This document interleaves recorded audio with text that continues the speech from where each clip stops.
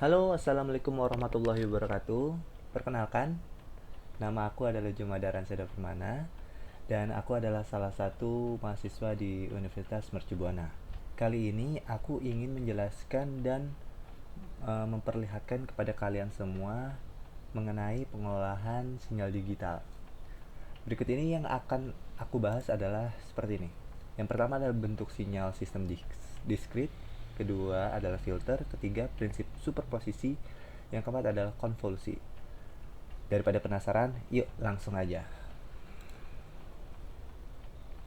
Pertama-tama kita buka MATLAB-nya terlebih dahulu. Lalu di sini aku memakai MATLAB versi tahun 2015 ya, 2015. Dan sekarang kita mulai pembahasan pertama adalah bentuk sinyal sistem diskrit. Nah, di sini sebelumnya aku sudah mempersiapkan bahan-bahannya sehingga kita bisa mempraktekannya lebih cepat dan bisa lebih cepat memahaminya.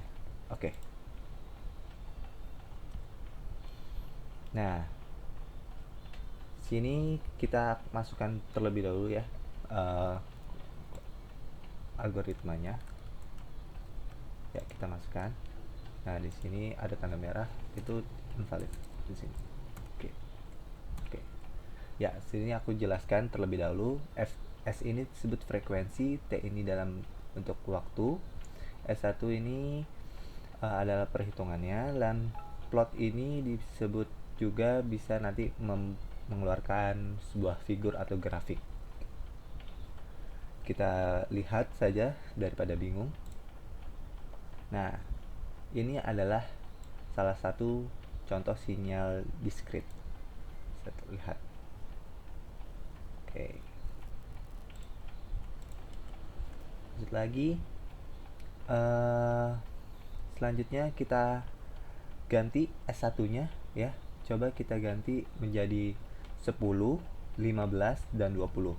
Kalau tadi kita akan cuma makainya 5 saja dan kita akan membuat perbandingannya. Yuk kita mulai. Ini kita 10 ya, kita screenshot dulu biar tahu snipping.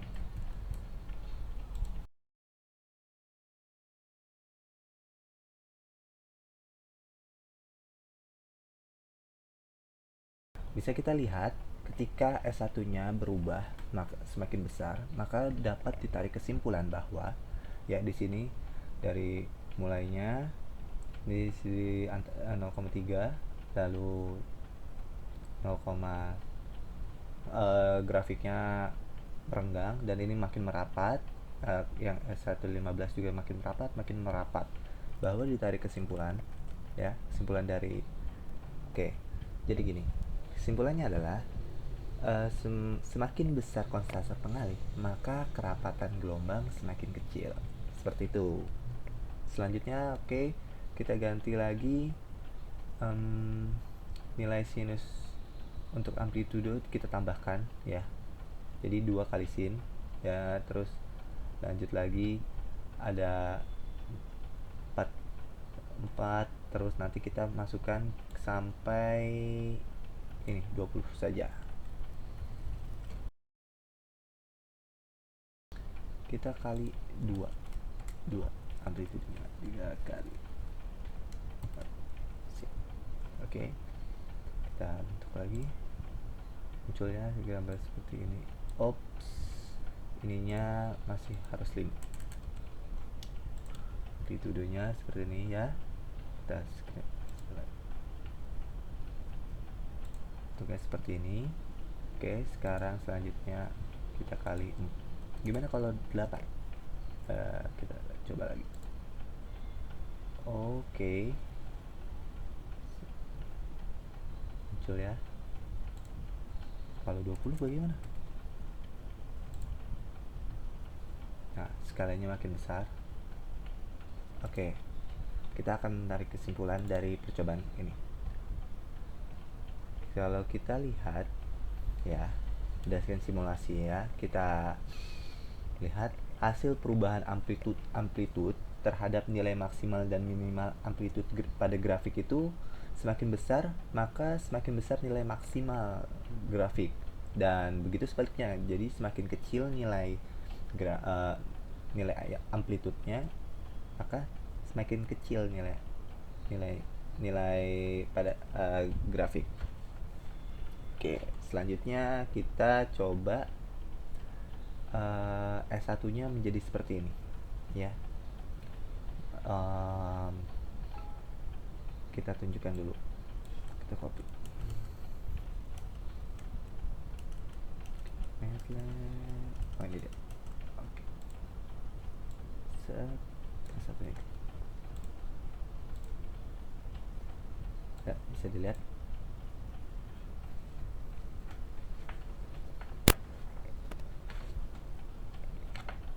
Selanjutnya, dan pada di sini nilai pi-nya kan di sini adalah pi bagi untuk nilainya adalah seperti ini. Lalu kita buatkan 45 derajat 90 derajat pi dibagi 2. Nah, ini maksudnya nanti ini 90 derajat. Lalu nanti coba kita bikin 45 derajat 120 derajat. Kita coba ya.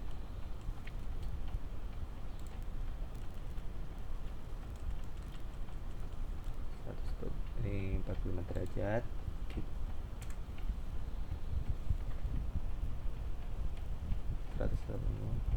45 derajat ya. Sekarang 45 derajat. 45 derajat begitu. Kan? Seperti ini gambarnya yang muncul. Lalu coba kita berapa lagi? 45 derajat 120. 120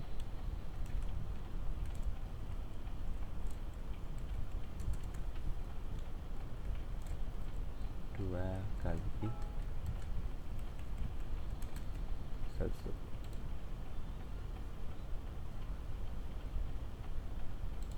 Muncul seperti ini ya, lihat. Sekarang selanjutnya ada 180. Kita biarkan saja. Oke, munculnya seperti ini. Nah, setelah kita melakukan percobaan ya, kita lihat gambarnya di sini. Untuk 90 derajat dia dimulainya dari angka 2 dari garis X-nya, terus menuju 0,1. Itu polanya. Kalau 45 derajat dia mulainya dari diantara sini, bergeser sedikit ya, begitu. Terus 120 derajat makin naik nilai sumbu X-nya, dan bergesernya agak ke kiri, kurang dari 0,1 ya. Dan kalau 180 derajat mulainya di bawah minus 0,5 lebih. So, dapat ditarik kesimpulan bahwa perubahan sudut dapat membuat perubahan fase awal grafik. Oke, gitu. Selanjutnya coba kita mengerjakan soal seperti ini. Yuk, kita coba.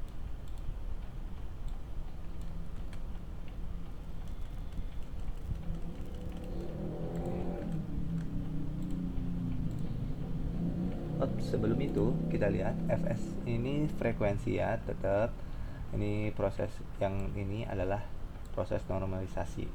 Ini adalah S1 nya ya, perhitungannya. Dan kita lihat eksisnya 0 sampai eksisnya 0, 1, minus 1,2.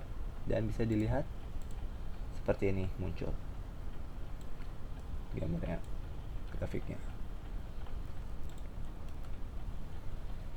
Lalu kita coba perubahan pada fs-nya. Kalau fs-nya ada yang 30 seperti apa sih? Mulainya dari 0 ya.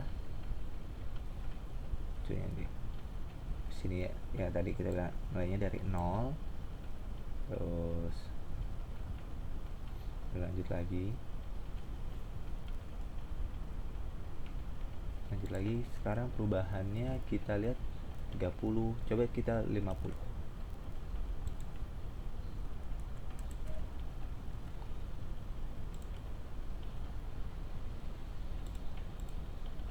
Semakin rapat ternyata. Dan kita coba lagi berapa lagi, 70. Coba kita coba 70, semakin rapat. Nah, bisa diambil simpulan bahwa setelah melakukan perubahan pada nilai fs, frekuensi, maka akan semakin rapat dan membentuk seperti sinyal sinusoida. Oke, seperti itu. Kalau semakin nilai frekuensi dikurangi, maka bentuknya juga semakin renggang. Seperti ini fs 18 ya. Ini fs nilainya 15, 12 hingga 8 malah terlihat seperti ini. Gitu. Oke, selanjutnya kita akan membahas filter. Jadi program ini menentukan nilai bandwidth, frekuensi tengah, dan tahanan. Dan di sini nilai FB-nya atau resistansi atas dan bawah adalah 20 Hz, FC-nya adalah 500 Hz, tahanannya adalah 350 ohm. Lalu kita akan melakukan proses band pass filter menggunakan band pass filter pasif dengan rangkaian seri RLC. Oke, kita bisa lihat di sini adalah perhitungannya, dan akan terlihat di sini ada dua figur nanti yang akan muncul. Oke, kita run aja.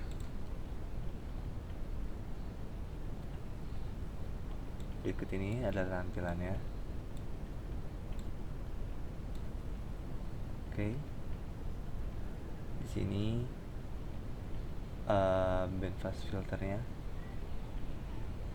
dan ini adalah step responnya ketika amplitude berhadapan dengan waktu.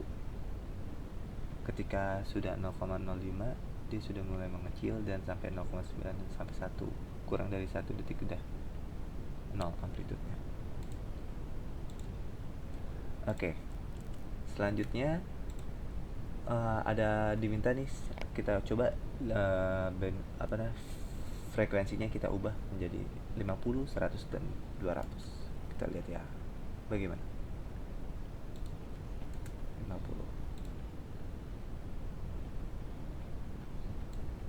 Nah, berbeda dari yang sebelumnya. Kalau frekuensinya 500, sini tampilan bandpass filternya, terus step responnya ketika maka melebihi butuh waktu 0,12 detik dia sudah mulai menjadi 0. Gelombangnya sudah tidak ada lagi, dan gelombangnya munculnya seperti ini. Selanjutnya gimana kalau 100?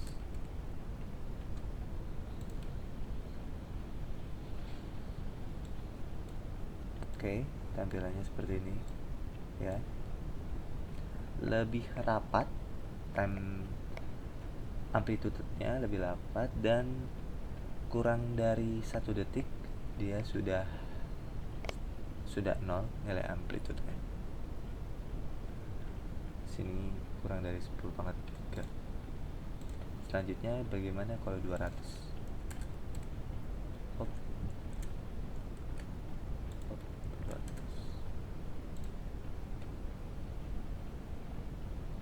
Semakin rapat ya, dan nilai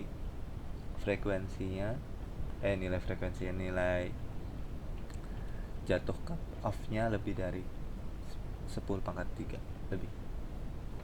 Oke, bisa diambil kesimpulan bahwa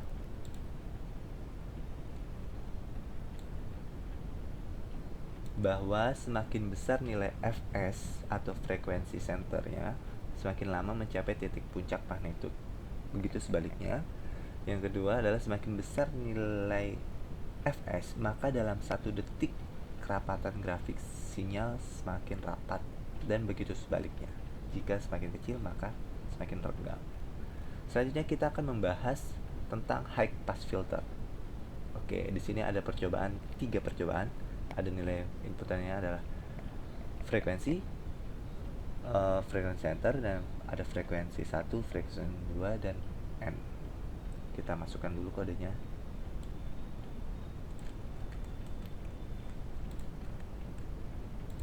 Kita kasih random dulu penjelasannya. Nilai fs-nya sudah, dan sini adalah perhitungan x1 dan ini perhitungan x2. Nanti x-nya akan ditambahkan dan not. Lalu kita membuat contoh desain filternya itu seperti ini, menggunakan Yule Walk. Oke. Lalu akan muncullah seperti ini. Ya. Sini kita masukkan 1000 f1-nya. Lalu ada 10.000 kilo. Ini 1000. Atau bisa 10.000. Ya. Terus garis biru ini adalah ideal dan ini desain filternya. Dan ketika dihasilkan melalui perhitungan yang telah dilakukan, maka sinyal yang diloloskan hanya sinyal yang F1 saja, yaitu 1000. Sedangkan sinyal 10.000 itu terfilter. Selanjutnya kita akan melakukan percobaan yang kedua, yang mana F1-nya 1000 dan F2-nya adalah 2000.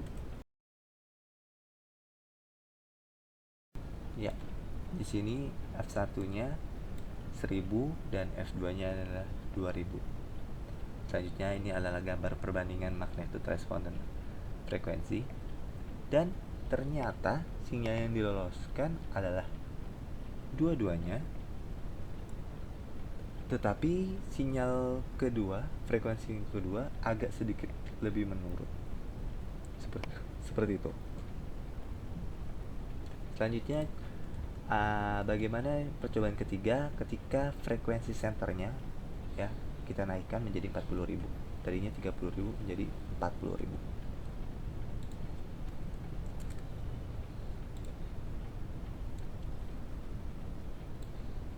Oke, di sini kita bisa lihat ternyata dengan menaikkan frekuensi senternya tetap nilai yang sinyal yang diloloskan tetap masih sama ya, ada 1000 dan 2000 Hz. 1000 dan 2000 Hz itu masih bisa lolos. Kesimpulannya ya tadi seperti kita tahu, percobaan 1 sinyal yang diloloskan itu hanya yang 1000, sedangkan 10.000 tidak lolos atau terfilter. Sedangkan frekuensi yang percobaan kedua tidak ada sinyal yang diloloskan 1000 dan 2000 ya. Sedangkan sinyal perbedaannya kalau yang percobaan ketiga adalah masih sama, sinyal yang diloloskan adalah 1000 dan 2000, tetapi perbedaannya adalah perbandingan magnitude respon frekuensinya berbeda. Oke, sekarang selanjutnya kita akan membahas tentang low pass filter. Di sini nilai fs-nya adalah 10.000 frekuensi senternya, lalu ada cut off frekuensi di sini perhitungannya, dan order filternya adalah 40. Kita bisa lihat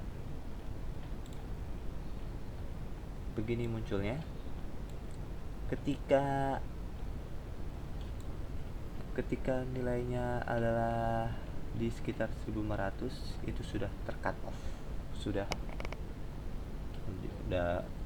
terfilter. Lalu kita ada perubahan bagaimana nilai FS nya, coba 1000, 5000, 8000 dan seterusnya. Kita coba ya. Kalau 1000 bagaimana?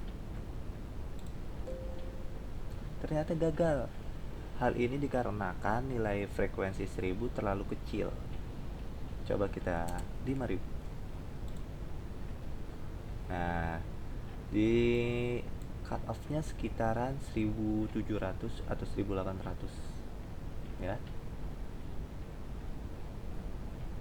Lalu bagaimana dengan 8000?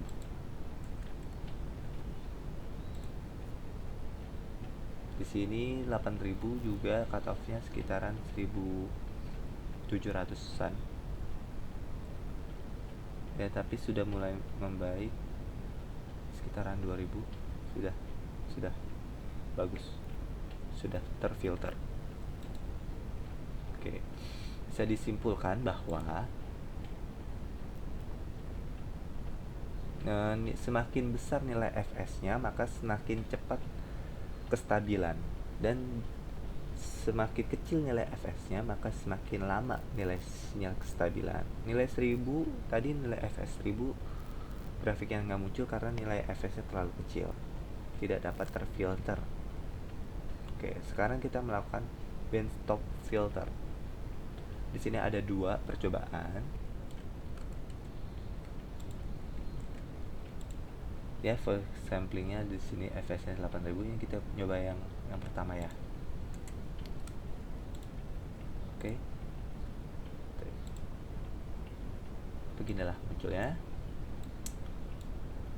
Jadi band pass filter dari mulai 1000 ya, tadi kan 1000 sampai 2000. Lalu kita coba parameter yang kedua, 15000, 2,2 dan notnya adalah 40. 15.000, 2,2 dengan 4000.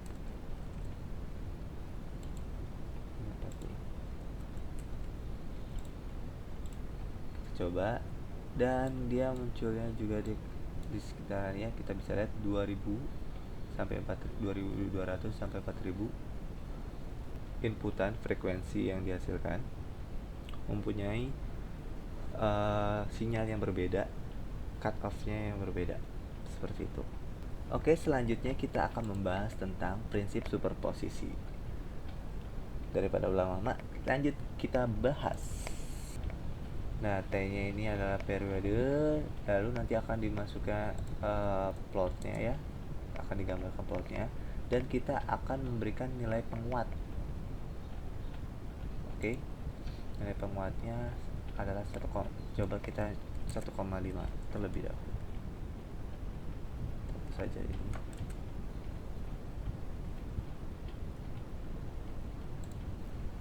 Nah, bisa dilihat tadinya adalah 1, terus kita kuatkan menjadi 1,5 seperti ini. Selanjutnya bagaimana kita coba, bisa dibilang ya, kita coba 3.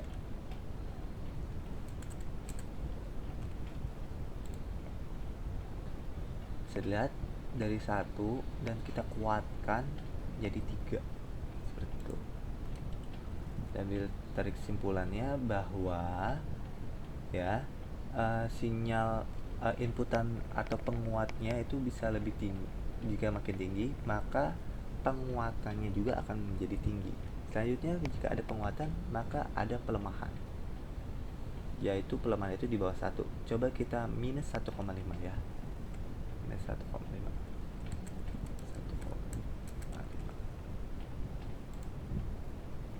Nah, ketika minus pelemahan, maka yang tadinya mulai dari 0 langsung ke 1, ini 0,1 langsung minus 1,05 gitu. Kalau minus 3, pelemahannya langsung menjadi minus 3. Ke sebalikannya dari penguatan, maka semakin besar ya nilainya, pelemahannya itu inputannya, nilai A-nya, maka semakin lemah sinyal yang dihasilkan. Selanjutnya adalah penjumlahan dua sinyal. Kita coba ya buat programnya.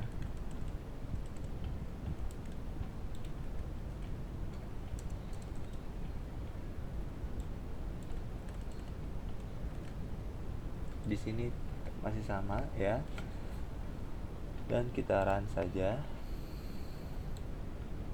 Ya, di sini bisa dilihat F1-nya adalah 1 dan ini F2-nya ada 2. Munculnya seperti ini grafiknya.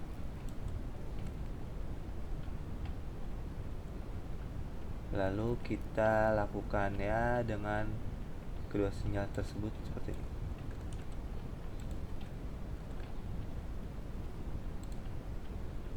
Nah,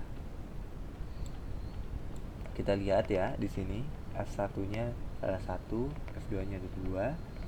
Lalu PH2-nya Pi dibagi 2 dan akan muncul grafik sama dengan mulai perhitungan seperti ini.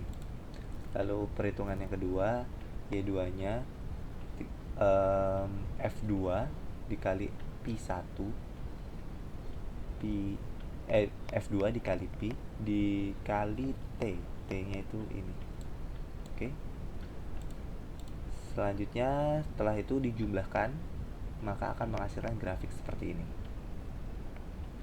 Oke. Jadi kesimpulannya adalah jika nilai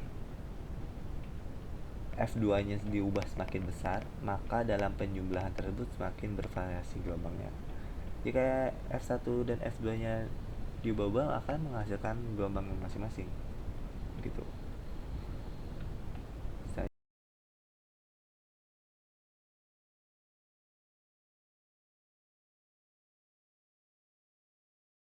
Hasilnya. Jadi 1/1 minus, lalu ada di sini nilai ini akan berubah seperti ini. Oke. Simpulannya adalah ketika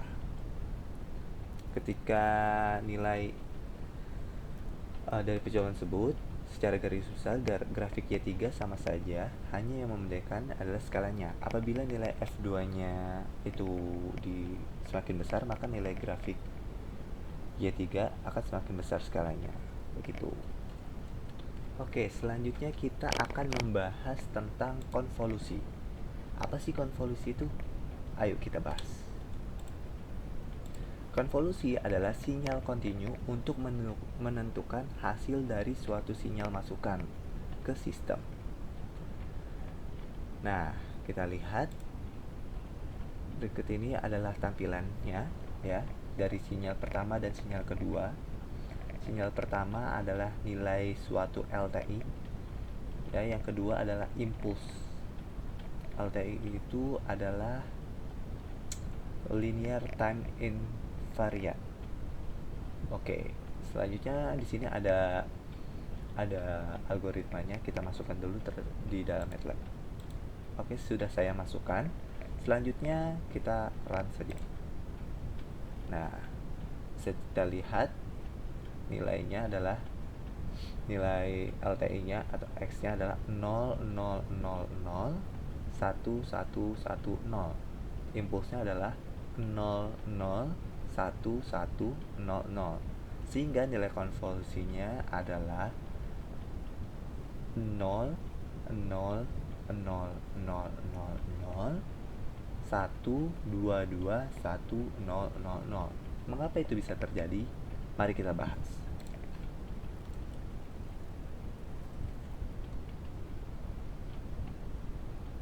Ya, ini adalah rumus dari konvolusi.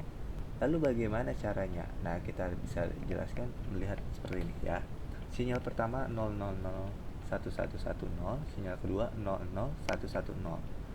Step pertama adalah membuat nilai impulsnya itu di inverse, sehingga menampilkan seperti darinya 0,0110 menjadi 0, 1, 1, 0, 0.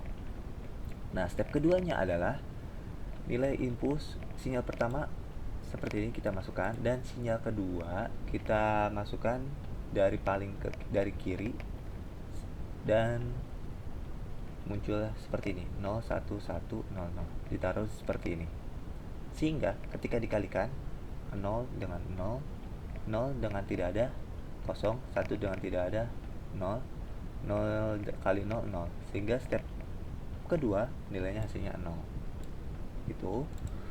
Step ketiga, geser ke kanan atau disebut dengan N1 ya. Kita bisa lihat 0 ini dari sini sampai sini 0, dan ini dikali 0, 0 tetap 0. Begitu seterusnya hingga step ke-13. Kita lihat dari dulu step 4. 0 tetap, jadi hasilnya adalah 0. Ini 0, hasilnya 0, dan yang step kedua juga 0, hasilnya 0. Step 5 digeser ke kanan lagi, 0. Step 6 geser ke kanan lagi, hasilnya seperti ini, 0. Step 7 ada 1. Step 8 ada 2. Step 9 2. Step 10 1. Step 11 0, 12 0, dan 0. Sehingga menghasilkan adalah 0, 0, 0, 0, 0, 0, 1, 2, 2, 1, 0, 0, 0. Kita bisa lihat di dalam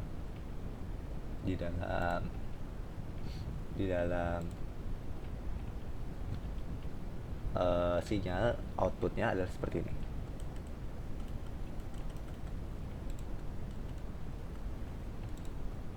Kita lihat adalah 0, 0, 0. 0 nya ada berapa sih? 1, 2, 3, 4, 5, 6. 0, 0, 0, 0, 0, 0, 1, 2, 2, 1, 0, 0, 0. Begitu nilai konvolusinya bisa muncul seperti pada grafik.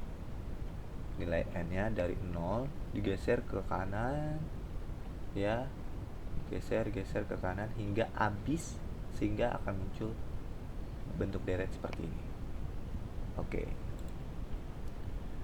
Oke, karena kita sudah membahas tentang semuanya dari mulai bentuk sinyal sistem diskrit, filter, prinsip superposisi, dan terakhir ada konvolusi, maka penjelasan dari aku, terima kasih sudah mendengarkan sampai akhir. Semoga kalian bisa paham dengan penjelasan yang telah aku sampaikan. Terima kasih. Wassalamualaikum warahmatullahi wabarakatuh.